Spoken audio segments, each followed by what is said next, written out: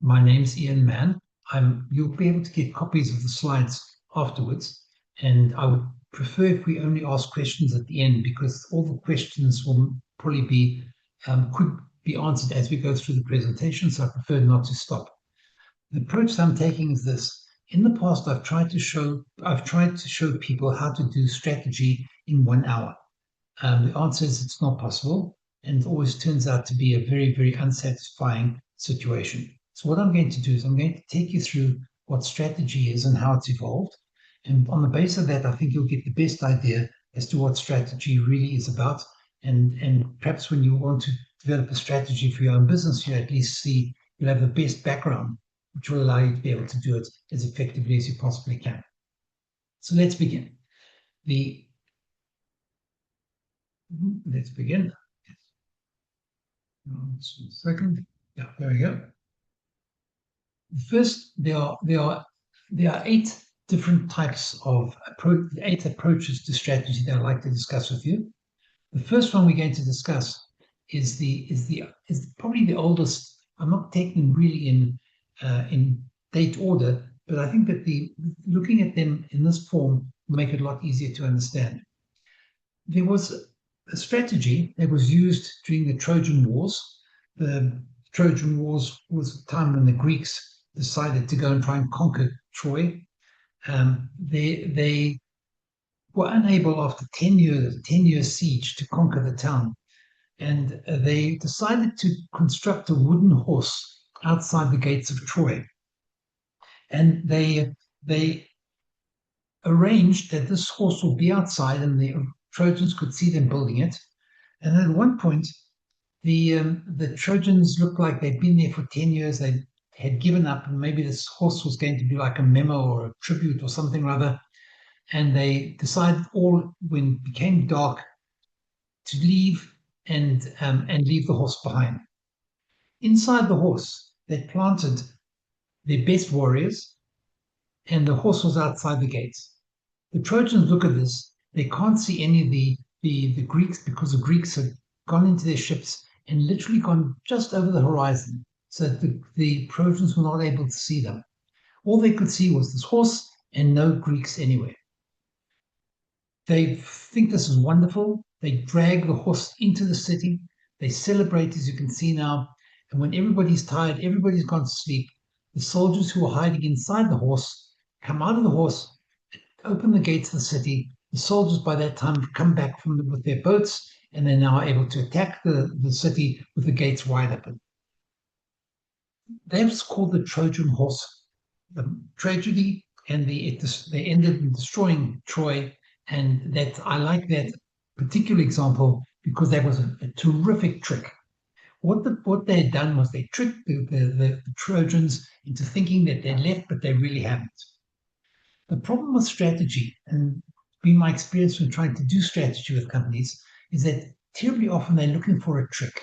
What one thing can we do that we can trick our competitors or trick other people, and just give me that one thing that we can do, and that'll make it possible.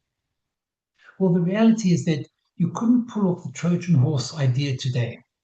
As a ship goes over the horizon, don't worry, with your GPS and other techniques, you'll easily be able to find where they are. You'll be able to track exactly what's going on. As they are coming in, we have too much information today. And because of the vast technologies that we have, it's almost impossible to have any tricks at all. As soon as you've come up with anything, what will probably happen is that you're going to find very quickly your nearest competitors know everything that you're trying to do. So the Trojan horse approach to any type of strategy, let's find one trick that'll be so good that'll fool everybody else and we'll win, doesn't exist. So let's have a look at the second approach, which is an interesting approach, and it's called the blue ocean strategy. The reason why it's called the blue ocean strategy is because the authors, Chan Kim and René Morgenbaum from the University of INSEAD, said that they believe that people in business are competing against each other. And because they're constantly competing with each other, what's happening is that the oceans are red with the blood of competition. Their idea was this: we've got to find a blue ocean strategy. A blue ocean strategy is completely different. Let's just look at them on the left-hand side, the red first, and then the blue side afterwards. A red ocean strategy is we compete in an existing market. Everybody's selling this type of food. I'm going to do the same thing. What you can do there is you can try and second line on the red side to try and beat the competition. You can beat the competition by being driving your prices down as much as you can, by adding on more benefits. All those things cost you money, and then your competitors copy you anyway. You try to exploit the existing demand, but the demand is finite. There's only so many people who are going to buy from you. They try to make the best value cost trade-offs, but somebody else will probably beat you to it. Or if you are, you've driven it down to such a low cost that it's not making much sense anymore. And you find everybody's competing against everybody else, and how you win is extraordinarily difficult. They said, go for a blue ocean strategy. Try and find an uncontested market space. Make the competition completely irrelevant. And that way you can create and capture new demand because there's nobody else doing the work. It'll break that value cost trade-off. So I'm not trying to give you more value at a lower cost and therefore I'm making less money. I can align my whole system, everything, to the pursuit of a differentiation at low cost. Sounds terrific. And in this book, which at the time was very, very popular, and the idea was popular, but I wanted to use this not so much about the book, but about what this actually means for us in the field of strategy. What they gave us an example, and I like this example very much because it's easy to see. They said there are if you look at different types of businesses who are all in the business of offering gym services, you'll probably find something like this. We can compare home gyms. You go out and you buy yourself a piece of equipment. And I think if you're like everybody else, and you've ever bought a piece of gym equipment for your home, very soon it becomes a clothes rack. Let's have a look at the benefits and the disadvantages of setting up home equipment in your own home. Advantages: price is very low. The amenities are minimal, the low amenities. The workout equipment is very little because you probably can only afford a stationary bike or running machine. The workout time is probably going to be the same as any others, but at least not wasting time going anywhere. There are no available instructors. It doesn't encourage discipline and motivation because you're on your own. One of the benefits: it's a non-threatening, self-same environment, a same-sex environment, and it's incredibly convenient. You don't even have to get out of your bedroom to get on the stationary bike. So that's really an advantage. So let's look at other parts of what they saw. They then saw, well, if we think of traditional health clubs, the prices are very high. The amenities are absolutely very high, terrific. Workout equipment is usually better and better all the time. Just keep upgrading it. The time to work out is also very high because you have to get into your car, drive there, find parking, go inside, change, get yourself onto equipment, come out and then reverse the order. And that takes, you're probably going to spend, especially in busy times, you can spend a lot more time getting there and getting back than you would want. Are there available instructors? Very, very often they are, provided that you're a young woman and you're pretty. Then there's lots of instructors available to help you. If you're older, don't worry, you can't find anybody. But let's presume they're available instructors. Does it encourage discipline and motivation? Well, I suppose it really does. You paid a lot of money for membership, and because of that, you want to get maximum value out of it. Is it a non-threatening same-sex environment? No, exactly the opposite. It's very threatening. You see these absolutely beautifully built men and beautifully built women, and you look at yourself and you say, look, I'm meager. It's quite threatening. Is it convenient? Not really. Now, what would happen if we could combine the inconvenience of doing it at home with the convenience and the benefits of going to a gym, a professional gym, traditional health club, and pull those two things together and you can see what happens. somebody came up with this amazing idea called curves. The idea of curves was this: you buy a franchise for curves. If you have a double garage, you can do in your double garage. The beauty of the curves, it's a set of, I think it was 8 or 9 exercise machines. You get on it all together at a particular time. You go around the 9 machines and you go home. The price of curves membership, because it's your neighbor's garage, is very low. She bought the franchise. You can now go there and the price is very low. The amenities, pretty low as well. They don't have a lot of things. There's certainly no showers, there's no saunas. It's just workout equipment they've got, which is adequate.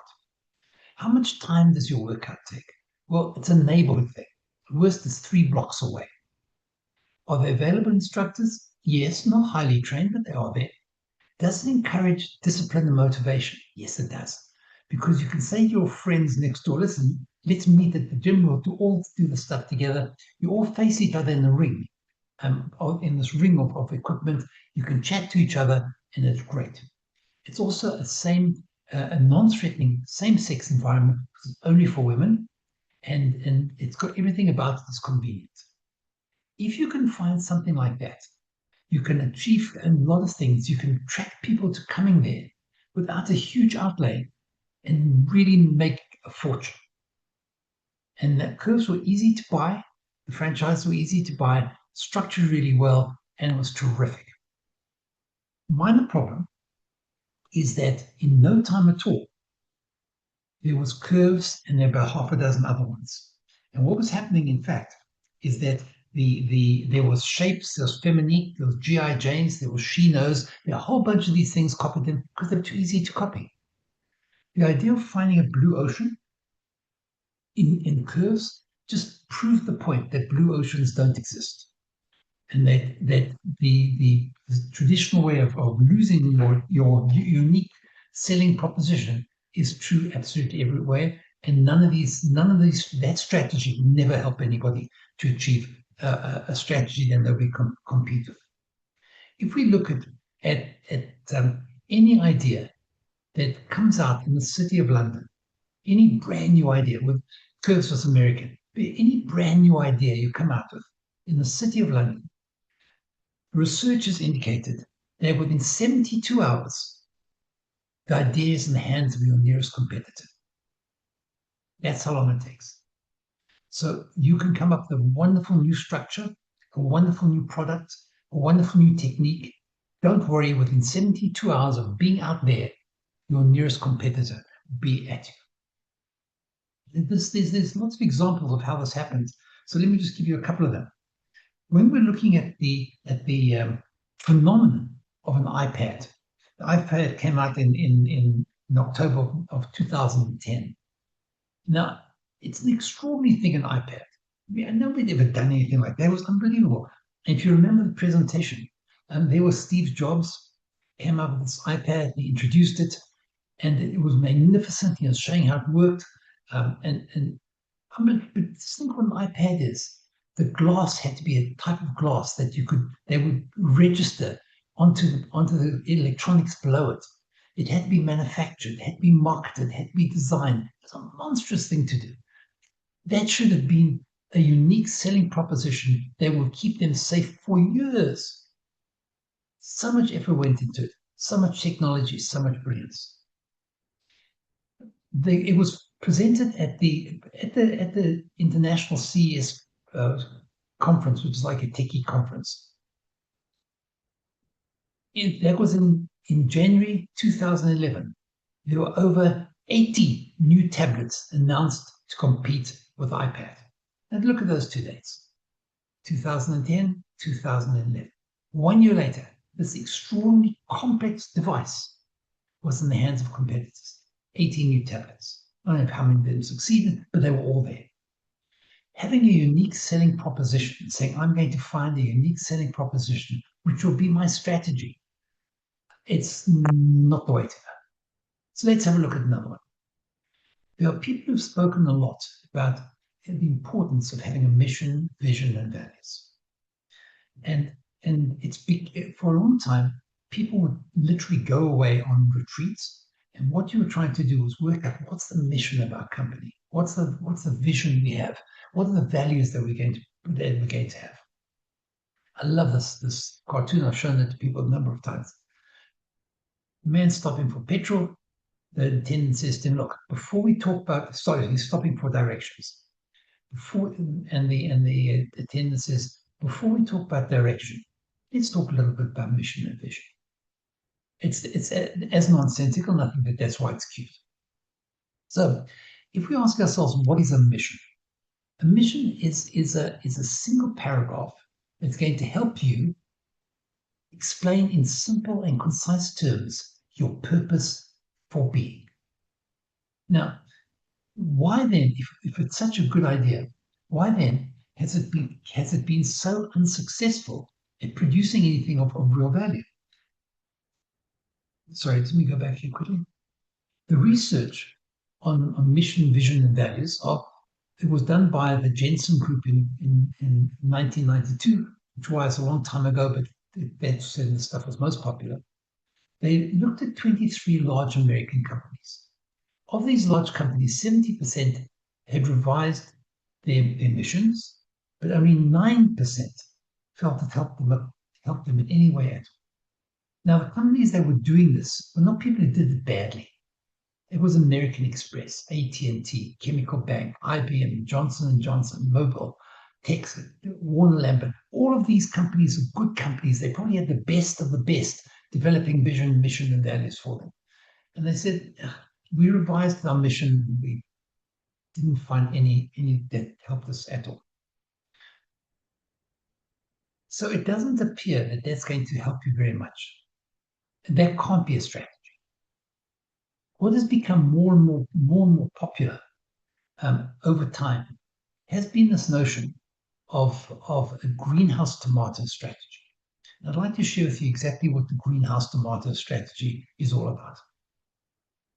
The greenhouse tomato strategy is, it's my term, not anybody else's, but it's based on this idea. Oops. There we go.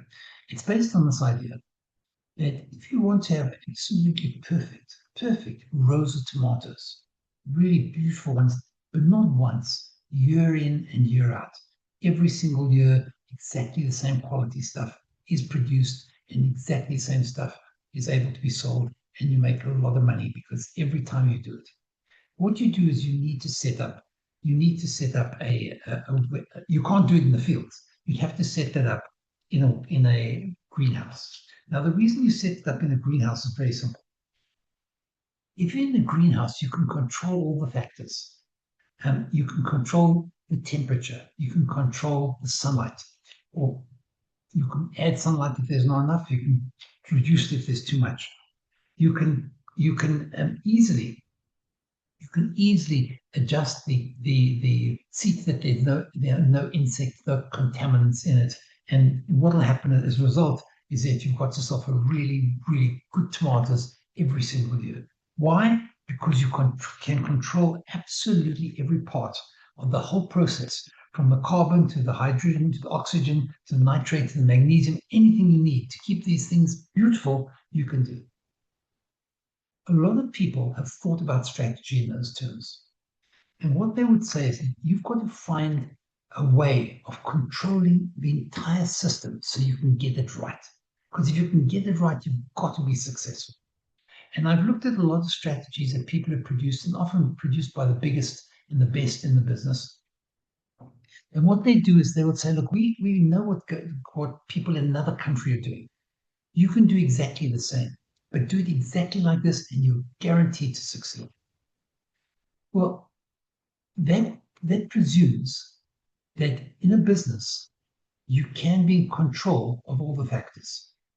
So it doesn't help you to learn how another business across the world managed to become the most incredible fashion house because you want to open up a fashion house, or that they became the best distributor of chemicals, whatever it is you want to do. And just because they did it, you copy that and it will all work perfectly. The world doesn't work like that. The reason it doesn't work like that is because there are no end factors that are going to influence the work that you do. So what will tend to happen is that you might try and control as much as you can, but we all know you can control terribly, terribly little in the real world. The fact is that the world is much bigger and we can't work out what's going to happen in the future. Have a look at this diagram because I think it displays it quite nicely.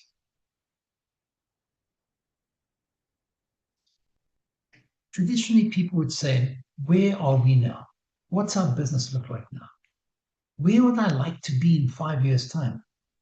Because if I know where I am now and I know where I'd like to be in 5 years, I can work out how to get there. So what you do is you do a thorough assessment of what are your situations. What have you got? What don't you got? What don't you have? Where would you like to be in 5 years' time? And then what you do is you say, well, if I know where I am and I know where I want to be, I draw a straight line from one to the other. And if you looked at most of the strategies produced by even large and very prestigious companies, it's just a more sophisticated version of something like this. They'll come in there, they'll analyze your situation, they'll analyze where you want to be based on the best knowledge they have, the best that they have, and they've been able to gather from all over the world. They'll tell you exactly what you have to do to get from one place to another. And that becomes your strategic plan. And you pay a great deal of money for that because there's a lot of research that has to go into that. And there's a lot of smarts that have to go into that. And they're giving it to you. And now you have an absolutely perfect plan of how to get from here to where you want to be in 5 years. And you have a strategy. I'm quite sure that many of you have thought of strategy in those terms. And working out to get yourself a strategic plan. The higher the quality of your strategic plan, the more likely you are to be successful in the future. And it's a compelling idea because it's so obviously right, except that it's wrong. And the reason for that is because you have so little control over the factors. If we go back to this over here, if this was a greenhouse, you can control all the factors. Because it's not a greenhouse, business is not a greenhouse. You can't control all the factors. In fact, you have so little control over the factors. There was a time, maybe many years ago, maybe this stuff was popular in the 20th century, the later part of the 20th century, probably the second half. But even by then, things changed very fast. We moved from having a telex, which is a wonderful idea because you can communicate across countries, everything, telex machine. And then we had fax machines. Well, you can't find a telex machine anywhere in the world. There was a time when being a telex machine operator was a very big deal.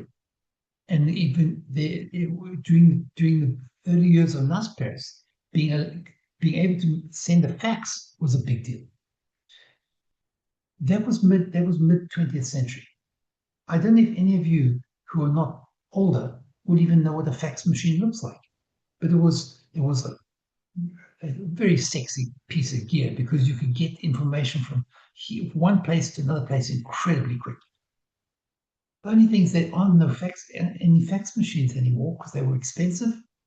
They had their limitations. Unless they were very, very expensive, they couldn't do a lot of things that you can do now free of charge on your telephone.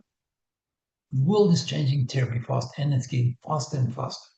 If you want to think how fast it's changing, have a look at the phone that you had, the first phone you had, or the phone that you had 5 years ago, 10 years ago, what it had and what doesn't have, what wasn't in your phone 5 years ago and what is in your phone today.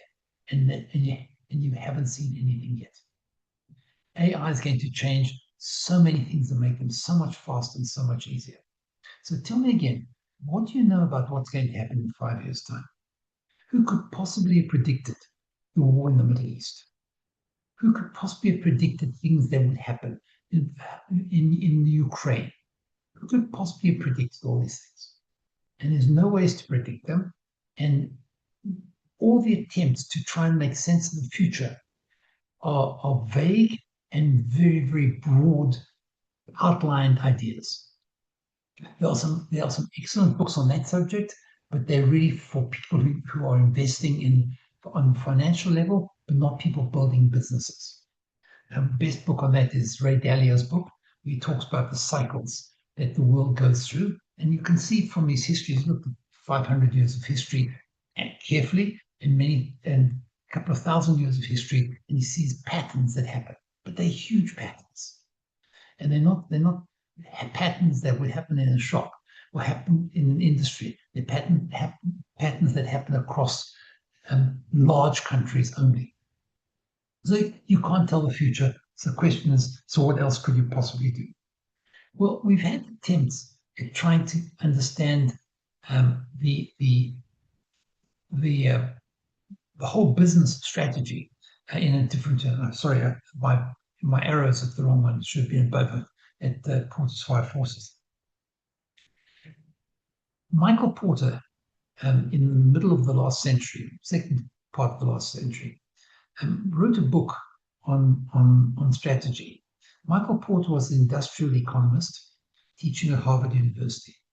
And if you've been to university, you've ever studied strategy, you probably would have heard of Porter. Porter said there are always five forces that we have to worry about in business. When you're in business, you have to worry about rivalry from your competitors. How are your competitors, the people that you know about? How are they going to attack you? What could they possibly do to you? In addition, he said, it's not only your competitors that you should be looking at. You should start worrying about the threat of new entrants. Who or what could enter into the area in which you are invested and do serious damage to your competitiveness. So it's not that there are other rivals, because you know all the rivals, all 16 of them, all selling exactly the same sort of things in your town, offering the same services as you offer. But this is beyond that. These are coming from the outside, new ideas. For example, if you have a bookkeeping agency and you're doing well, you've got lovely clients, you know all 17 people compete in your same environment, offering bookkeeping services. Unless you were alert to the possibility of computers replacing you and then AI replacing that, you probably will realize that you don't have to even employ a bookkeeper anymore. You just get Sage 1 and you can do it yourself with half an hour's training, and it'll give you everything that bookkeeper could have done more accurately and faster. There are new entrants coming in all the time. And you have to be very, very alert if you want to understand what's going on in your environment and you want to understand it properly. Then what you have to do is you also need to worry about what could substitute for you. This is not something that somebody can do who comes in that you don't know about, but they would actually substitute for you completely. You don't exist anymore. You don't need to be there anymore. You also want to be sure, and when you're looking at this environment about where the strategy to go to, is what is the bargaining power of your customers? Because sometimes customers have real bargaining power. The customers can tell you what they will accept and what they will not accept. And they'll vote with their feet. If you are not fast enough, not friendly enough, and not advanced enough, they can go somewhere else. They have the bargaining power. It's important to know who has the bargaining power. It could be your customers, but it could also be your suppliers. The suppliers have got a lot of power and they can control things. For example, look at the control that Eskom has. Eskom can raise your prices, and there's nothing you can do about that. They've got real power. And we need to look at these five forces, Michael Porter said, will allow you to create a decent strategy. Sounds good, except when you talk about new entrants, substitutes, buyers, and suppliers, are those the only five things you have to worry about? Everything has changed or evolved very significantly. We used to talk about industry. If you, for example, were selling, sorry, this image comes to mind, you were selling shoes, no one would expect you to start advertising watches. If you're driving on the highway, you'll see that a clothing company also sells watches. And now all of a sudden, it says the advert was, this is not an advert for boots, and it shows you a watch. The idea is that the arenas have changed. The industries have changed. People who manufacture furniture don't only manufacture furniture, they do other things as well. And they expand.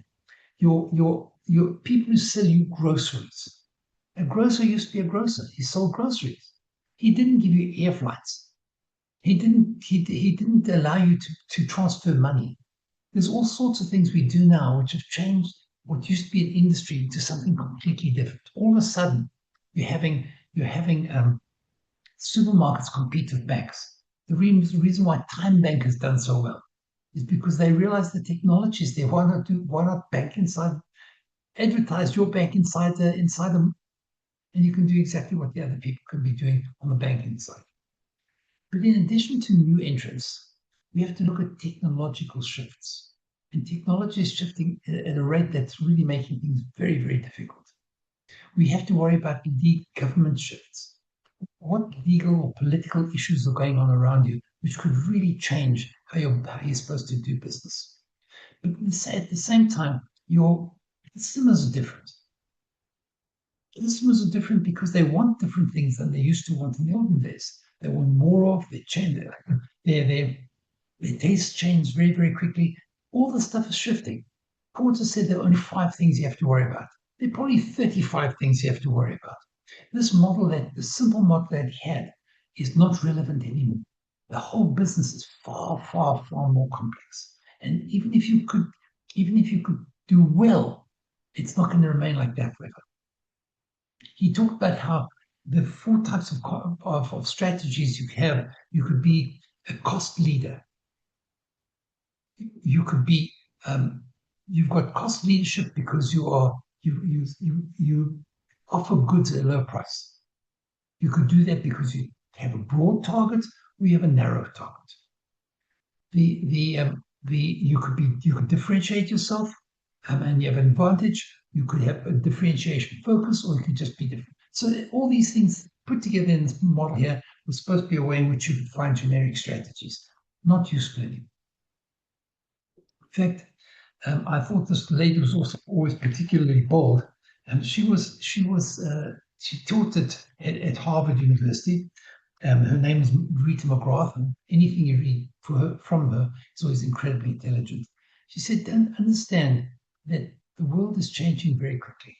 You come up with a product. Let's look at the left-hand side. You launch a product. In the beginning, you don't have too many people interested in you, and you keep going and you get better and better, and then you can ramp up. And all of a sudden, it's starting to do well." She says, when it starts doing well, exploit whatever you can, how the time you've got when you're really, really doing well. And with time, the desires and the interest people have in you begins to wane because it's reconfigured. Now they're interested in something else. And so you disengage. She says, if you're preparing a strategy, think in terms of these broad ideas. I can launch, I'll ramp up, I'll get as much money as I can out of it for a while. I'll then have to start configuring it, and then I need to disengage. It's not, nothing will hold, you can hold on to nothing at all terribly long and really think that you're going to be able to be successful for a very long time. I'm putting this up because I think it's so interesting. Dilbert's saying, our new strategy is to lower our prices to increase sales. So our strategy is to start a price war and drive our profit margin down to zero. It made sense at the executive retreat. Was alcohol involved? And you can see the silliness of thinking of business in very old-fashioned, very staid way for a generation that made no sense to. All of this stuff, by the way, this particular cartoon by Adams came out in 2013. If you think that the world has changed at 2013, you see how far it is now, a good 10 years later. So we're living in an environment where, at the time, we have to think very, very, very differently about what we're doing. And for a while, I think people started thinking that chess might be a very, very useful way of looking at how we do business. Sorry, I'm not sure what's going on here. I'm going the wrong direction. Yes, chess might be a very interesting way of looking at strategy. And the reason for that is because chess is 1,000-year-old game of war. It's a thinking game that will heighten your ability to deal with complex matters. And people have often said there was a time in the turn century when Kasparov and others were particularly popular as chess masters, that they felt that the idea of if you could be very good at chess, you probably be a very good strategist. And the idea is compelling, but it's not all that possible to do this in a linear way in which you might think of doing strategy. Is the misconception is that good chess players can think, real masters, maybe they can think 10 moves ahead. And the answer is no, they don't move 10 moves ahead. Well, if I do this, he could do that. But the reason why you can't think many moves ahead is simply because you're playing on a rigid board, which has got 8 squares by 8 squares, 64 squares. And the idea would be that I can work out what your next move is going to be. And because of that, I can keep all these ideas. And if you're a really good chess master, you'll be able to think well, taking into account all the possible moves the other person would make. That's not any nonsense that can't be done. Certainly can't be done by a human being. After you've made one move, both of you have made one move, there are 40 possibilities for the second move. Sorry, 400 possibilities for the second move. After your opening gambit, you move, he moves. Now there are 400 possible moves you can make after that. Which one's he going to make? You can't keep in your head 400 and work out from that what the next move could be. After 2 moves, there's 72,000 possible moves. And after 3 moves, there are 9 million possibilities. So how do chess masters actually deal with this if it's so complex that they can't hold in their heads? And the answer is very simple, is that they're not thinking moves 10, 7,000 moves ahead. They just have many more examples in their repertoire of possible moves. The game's being played like this. They've seen 10 masters make clever moves after this. And they have more opportunities.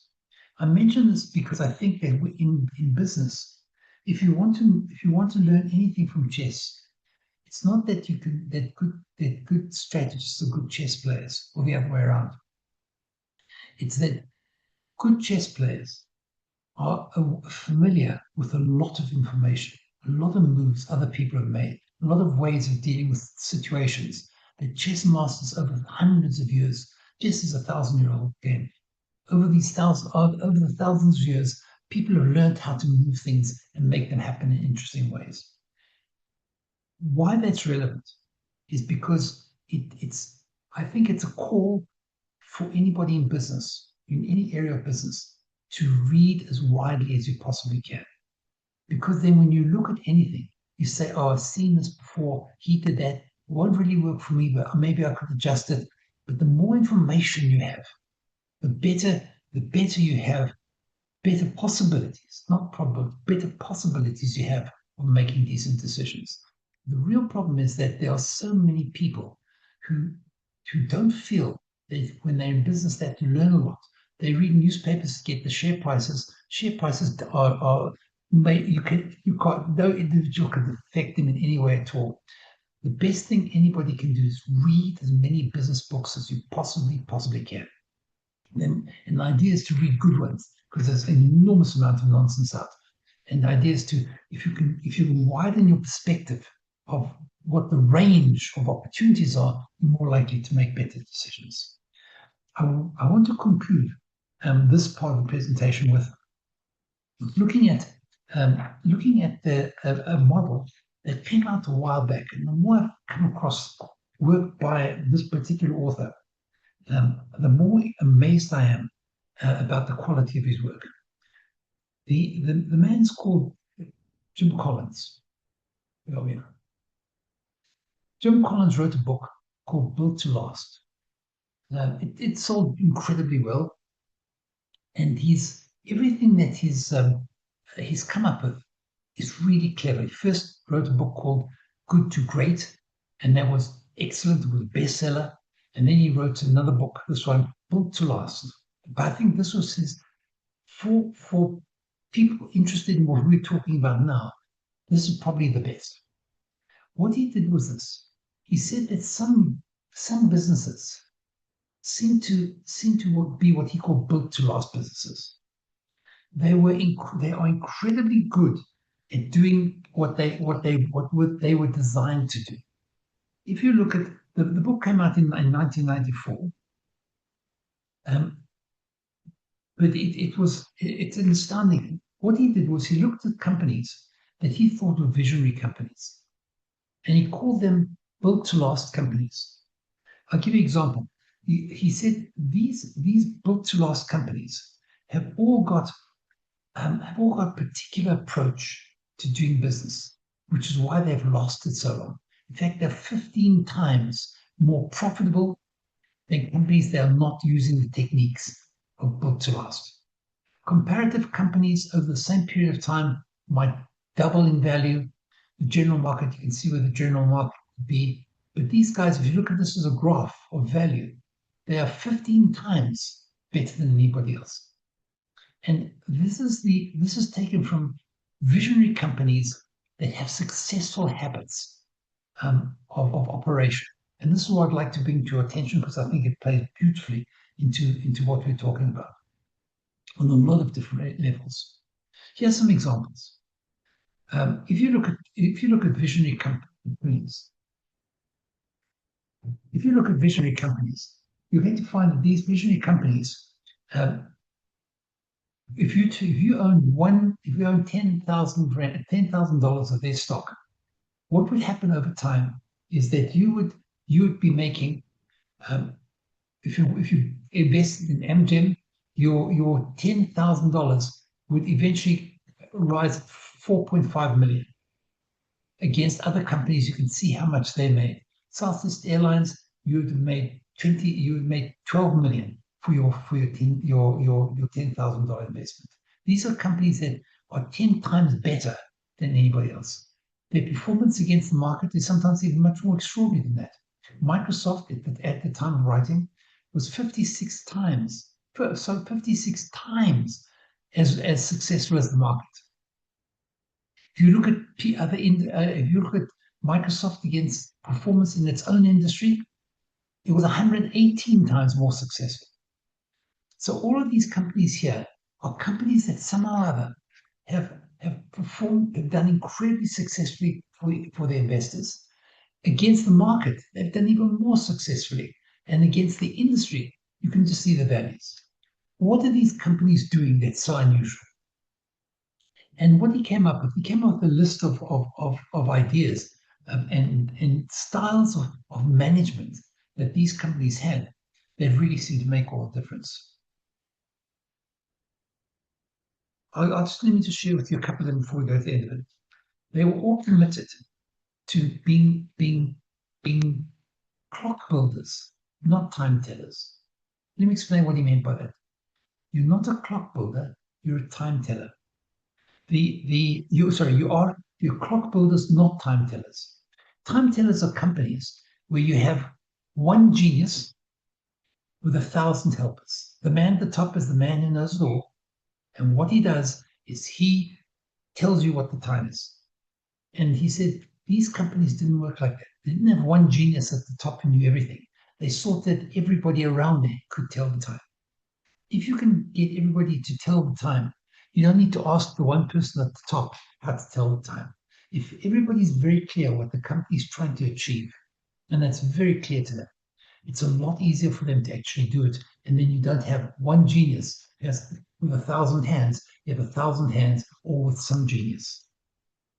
The second thing he said was, when your company is dedicated exclusively to profits, they tend not to succeed.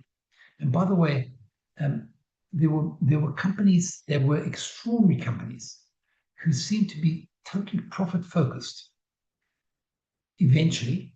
And you can actually see the slide in their performances. They said profit over everything. It's not profit over everything. It's excellence. We want to be very good, or we want to be very good at customer service. We want to be very good at something. But if all you want is profit, invariably those companies don't make it. The idea would be to have certain values, certain ideas, certain concepts right at the heart of your business. This is the business we're in. We're in the business of supplying food to a mass market. We're in the business of serving excellent food to gourmet, to people who want really gourmet food. Wherever we are, we've defined ourselves very, very clearly. We know exactly what we're trying to do. At the same time as seeing to it that lots of people know what's going on and lots of people have involvement in the company, he said they always seem to have big, audacious goals. What you call BHAGs, big, hairy, audacious goals. They were always trying to do big things. What's the next big thing we can try and do? And there were other aspects about their culture. It said that they wanted big, hairy, audacious goals, but at the same time they used to try lots of things and keep what works. So they tried lots of things, big, hairy, audacious goals. As soon as they saw they weren't working, they dumped it. They weren't committed to it. They dumped it and they went on. They also had homegrown management. They are the most successful company I've ever heard of in the United States. It's a company called Emerson Energy. I think in 75 years, they've had 3 CEOs. Every CEO they've ever had started at the bottom of the company. Obviously, he wasn't a sweeper, started as an engineer at the bottom of the company and worked his way into the boardroom. Somebody who's been in the company for 40 years before he gets a chance to be at the top of the company understands the business really well and therefore can really lead it. The key is that another key that they talk about is good enough is never good enough. Whatever you're doing, it's just not good enough. It has to be better and better and better. And you build into the idea about the end of the beginning. Everything is starting again, getting better, and moving on. And they were building visions. They had values. They did all the good stuff that they're supposed to do. Because of that, they turned out to be incredibly strong companies that lasted incredibly long. The industries have changed. So you might find people in different industries now. But the theory of how you build the businesses was far, far more important than the strategies. Because the strategy would be where you have a genius with 1,000 hands. He tells you what to do. When you get every single person in the organization understanding where you're going and participating in what you're doing and knowing what good looks like and never being satisfied, I think that's one of the ways that you're going to, at the end of the day, you'll work towards a strategy. Let me just end off with this. Andy Grove was one of the companies that he spoke of. He was the CEO of Intel, founder CEO of Intel, incredibly intelligent man. And he had this idea. He says success breeds complacency. Complacency breeds failure. Only the paranoid survive. And I think I'd like to end on that. The key that we're trying to achieve here is that strategy isn't a lengthy action plan from point A to point B over a period of time. The more important is to have a set of management principles that you constantly focus on all the time, over and over again. And you've got a general idea of what industry you're in. You're not going to go into strange industries. You're building up a set of skills. You're doing it well. You're constantly trying to be better than you were before. You're constantly worried about, am I doing well enough? Are we all doing well enough? And he said, success breeds complacency.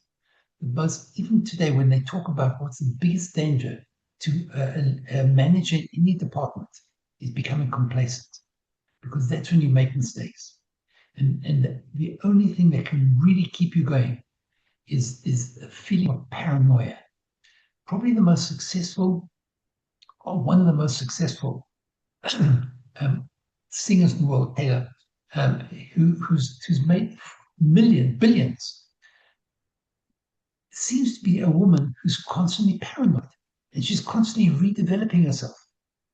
Or in her redevelopment of herself, there was an analysis done recently by Harvard Magazine of what makes this singer, who should be a pop singer, so popular and so long lasting. She's been around to the stage where people who come to her concerts are mothers of the children who at the concerts and who were in the concerts as teenagers themselves. You can only survive if you're paranoid. I think I'd like to leave it at that and give you an opportunity to ask any questions that you'd like to at this stage.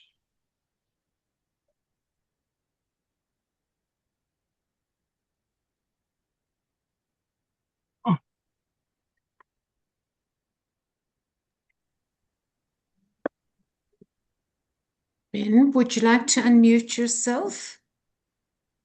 Sorry, hi. Can I make a comment? Please. Okay, so Ian, I'm actually driving, and I'm just trying to talk to you at the same time. I heard that comment from Andy Grove before, that only the paranoid survive. But I also think that, I think it's not healthy, that comment. I think that comment basically leads to huge anxiety. And maybe there's a better way of achieving the same goal without having this huge anxiety. Maybe along the lines of, I don't have an answer. That's why I'm actually just discussing it with you, because I think that Intel actually, I don't know if you know, but there's a whole discussion that Intel had a 12 chance to work with Steve Jobs regarding the product, regarding the new AI product that Steve Jobs had already envisioned. And because of the risk of taking it, they actually didn't take it, because they would have actually lost money in the process, but it would have made them be where, I think it's NVIDIA, like, where they are today. So I remember hearing on a program that they actually regretted that they didn't take this opportunity with Steve Jobs to get into this area. And maybe it's because of this concept that they were so worried about their cash flow and so worried that they would take, that this would eat it up. And they missed a huge opportunity because of that. So I don't know. I'm just saying there is a level of, you need, to basically say, I'm going to try something, but even if it doesn't work, but at the same time, I don't know what can replace the concept of only the paranoid survive, but you need some motivation to push you forward and not get complacent. There, I totally agree. But I don't think that the concept of being paranoid is a healthy psychological concept.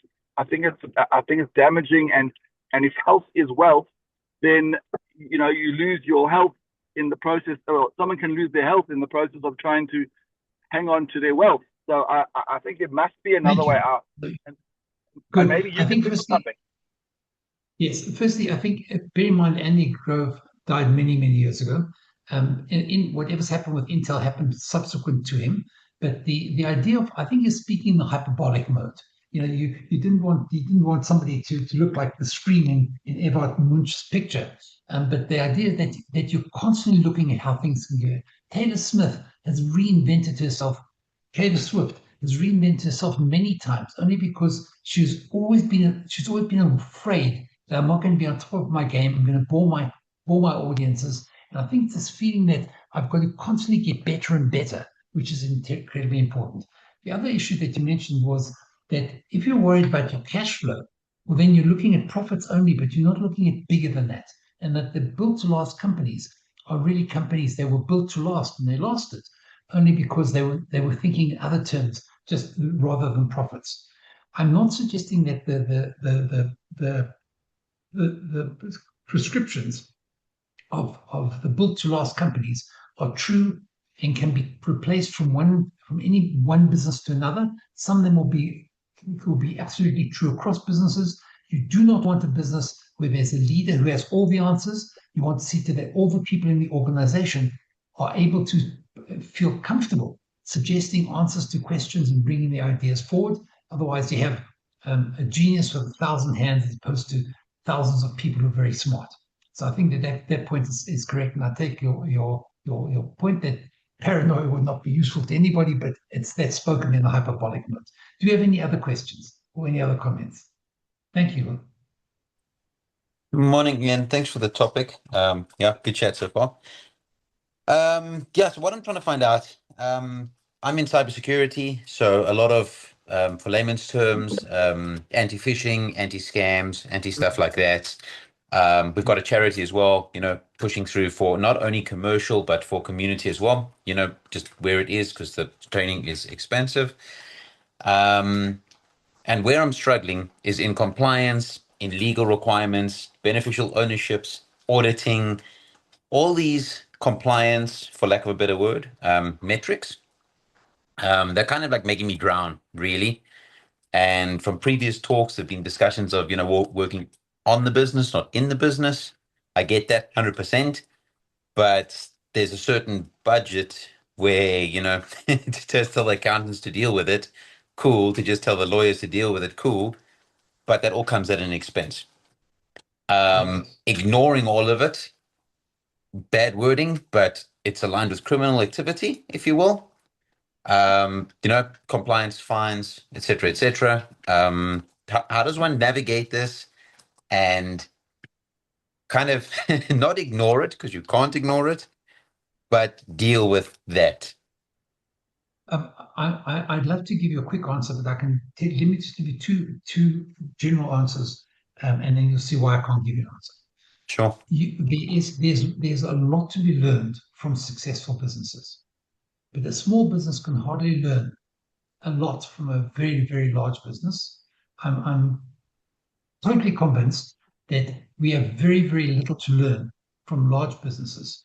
There's much more to be learned from small business. A large business doesn't have any problems with hiring the people that you're talking about. They are necessary to do things.